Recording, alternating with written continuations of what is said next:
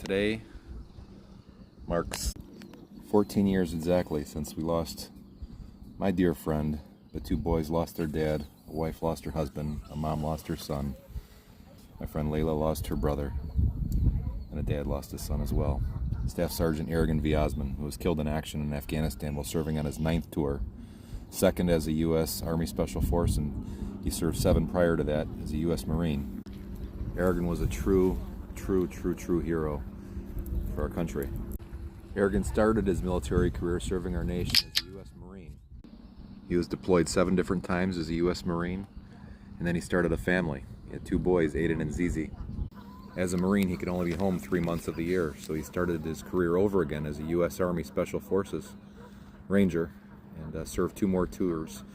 And just a few days prior to his retirement, while in Afghanistan clearing a minefield, him and 5 other men were on the side of a mountain when one of the younger, less experienced members picked up a bag out of the ground that was an IED intended to blow up a helicopter. Ergin and 4 other members, 5 of the 6 died that day. 1 was left without legs, but survived. Today on Memorial Day marks 14 exact years since Ergin passed away on May 26th, 2011. I got this bench for his mom and his family, so if they come back to St. Clair Shores, they could sit and remember Ergin's great big smile, his laughter, his friendship, his love, his tremendous heart, and his kids can remember their amazing father. Let us all try to remember, not just on Memorial Day, but this day in particularly, but all year round, that our freedoms that we get to enjoy as Americans, they weren't free. Our right to protest didn't come freely. Our right to have our opinions spoken out loud. All the amazing things that we get to honor and enjoy and have in this country that we don't know any other way of life.